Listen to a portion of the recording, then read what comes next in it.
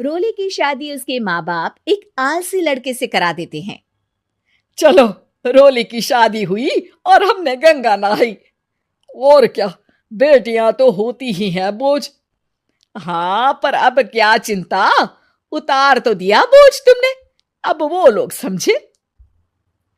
ससुराल में रोली का पति कहता है, देखो, मैं कोई काम नहीं करता, ये बात तुम्हारे मम्मी पापा को बता दी थी मैंने। अब जो किराया आता है दुकान का, उसी से घर का गुजारा करना है। कभी भूल से भी कोशिश ना करना किसी चीज की डिमांड की।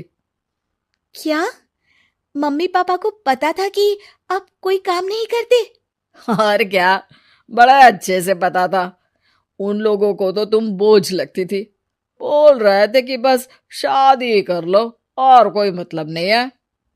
रोली को यह सुनकर बहुत गुस्सा आता है, लेकिन करती भी तो क्या, क्योंकि वो जानती थी कि उसके माता पिता ऐसे ही हैं। जैसे तैसे रोली दिन काट रही थी। रोली को एक प्यारी सी बेटी होती है।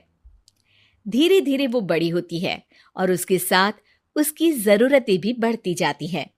सुनिए जी, अब तो सिमी बड़ी हो रही है, उसका स्कूल में दाखिला कराना है। मैंने अब तक तो जैसे तैसे समय काट लिया, लेकिन मैं बच्ची की परवरिश में कोई कमी नहीं रखूंगी। अरे क्या है यार, अब तो लगता है कोई ना कोई काम ढूंढना ही पड़ेगा। अब पति रोज काम की तलाश में जाता और बिना किसी काम के वापस आ जाता। रोली समझ जाती है कि पति के अंदर अब काम करने की क्षमता नहीं है। वो बेटी को उच्च शिक्षा देने के लिए कुछ करना चाहती थी, लेकिन करती तो क्या करती। एक दिन रोली की सहेली कहती है, रोली, मेरी कोई औलाद नहीं है। अगर तू मेरी औलाद को जन्म दे तो मैं तुझे तेरे मुंह मांगे पैसे दूंगी। अरे, तेरी औलाद को मैं कैसे जन्म दे सकती हूँ? सरोगेसी से। बच्चा मेरा और वैभव का ही होगा, लेकिन कोख तेरी होगी। ये संभव है रोली। रोली कुछ सोचकर कहती है, मुझे मंजूर है, लेकिन मैं इसका 2 लाख रुपया लूंगी। अरे कोई बात नहीं, मुझे मंजूर है। रोली खुश हो जाती है कि एक बच्चा पैदा करने का उसे 2 लाख रुपया मिलेगा।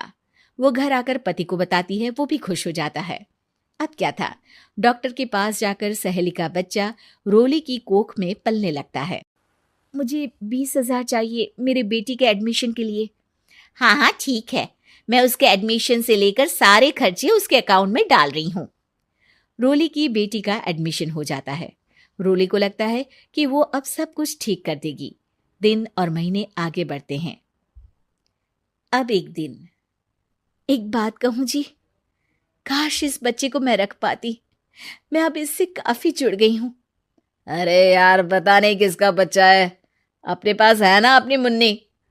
हाँ, लेकिन अब मैं भी इस बच्चे से जुड़ाव फील करने लगी हूँ। लेकिन मैं ये जानती हूँ कि ये मेरा बच्चा नहीं है। दोनों की जिंदगी ठीक चल रही थी, लेकिन कहते ना कि सुख का पल ज्यादा लंबा नहीं होता। एक दिन रोली की सहेली का फोन आता है। रोली, मुझे अब ये बच्चा नहीं चाहिए, मैं अपने पति को छोड़ रही हूँ। अरे लेकिन मुझे पैसों की जरूरत है, बच्चा तुम्हारा है, मैं क्या करूंगी? सहेली बिना कुछ बोले फोन काट देती है, फोन स्विच ऑफ कर देती है। लेकिन रोली के जीवन का तूफान यहीं नहीं रुकता। रोली, मैं इतना भार नहीं उठा सकता। आज पढ़ाई का पैसा मांग रही हो, कल को शादी, कॉलेज और पता नहीं क्या क्या। मैं तुम्हें छोड़ रहा हूं, अपनी बच्ची उठाओ और निकलो इस घर से। अरे पर मैं कर तो रही हूं ना बच्चे के लिए काम, आप आराम से रहिए ना। क्या काम कर रही हो, देख रहा हूं मैं। ये छोटा शहर है, यहाँ लोगों को बात बनाते वक्त नहीं लगता। तो मैं क्या करूं? ज्यादा पढ़ी लिखी नहीं हूं, कैसे घर के खर्चे चलाऊं? और आप तो काम करना ही नहीं चाहते। हाँ, ना चाहता हूं और ना ही करूंगा। रोली को पति की बात पर काफी गुस्सा आ जाता है। ठीक है, अगर मेरे जीवन में संघर्ष ही लिखा है तो वही सही। इस वक्त पति होने के नाते आपको मेरा साथ देना चाहिए था, लेकिन नहीं, आपने तो इस हाल में मुझे घर से बाहर निकालने की बात कह डाली। देखो, ये सारी फालतू की बातों के लिए वक्त नहीं है मेरे पास। रोली, जिसकी कोख में किसी और का बच्चा था और साथ छोटी सी बेटी, पति का घर छोड़कर रास्ते पर आ जाती है।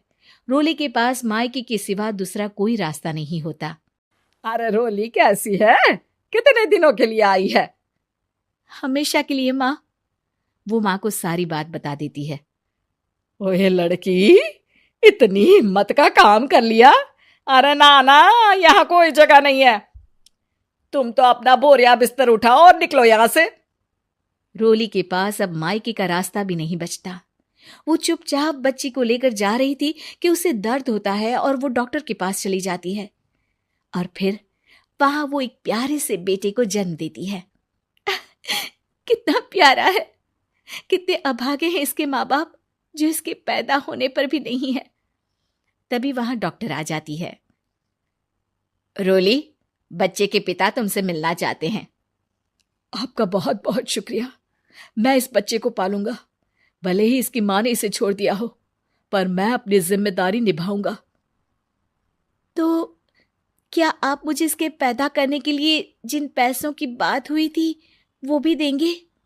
हाँ, और साथ ही आप चाहें तो मेरे घर में रहकर मेरे बच्चे की देखभाल भी कर सकती हैं। मैं उसके लिए आपको सैलरी दे दिया करूंगा।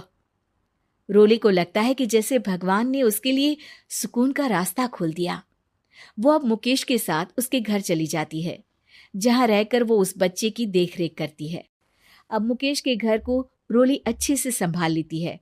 उसके लिए खाना बनाने से लेकर बच्चों की देखभाल और घर की देखरेख। धीरे धीरे मुकेश को रोली से प्यार हो जाता है। रोली, तुम्हारी बेटी और मेरा बेटा बिल्कुल भाई बहन की तरह साथ रहते हैं। हाँ, आखिर है तो एक ही कोख के बच्चे, अटैचमेंट तो होगा ही ना। रोली, तुमने घर और मुझे दोनों को संभाल लिया। ये तो मेरा काम है। आपने भी तो मुझे छत दी जिससे मैं अपनी बेटी की पढ़ाई और भविष्य के लिए पैसे जोड़ सकूं। अब रोली, क्या तुम मुझसे शादी करोगी? अब मैं जानता हूं तुम्हारी भी शादी कुछ खास अच्छी नहीं रही। रोली को मुकेश की बात ठीक लगती है।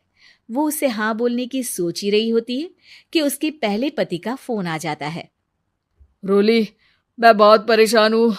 मेरा एक्सीडेंट हो गया है। मैं चाहता हूं तुम वापस आ जाओ। रोली को पुराने पति की चिंता होने लगती है। वो सोचती है कि वो क्या कर रही थी। हाँ हाँ ठीक है, मैं आ रही हूं। हाँ रोली, आ जाओ, लेकिन बच्ची को कहीं हॉस्टल में छोड़कर आना, क्योंकि मैं नहीं चाहता कि हम लोगों के बीच फिर से वो सारी बातें हो। रोली को समझ आ जाता है कि पति आज भी सुधरा नहीं है। वो पति के पास जाने से इनकार कर मुकेश को हाँ कर देती है।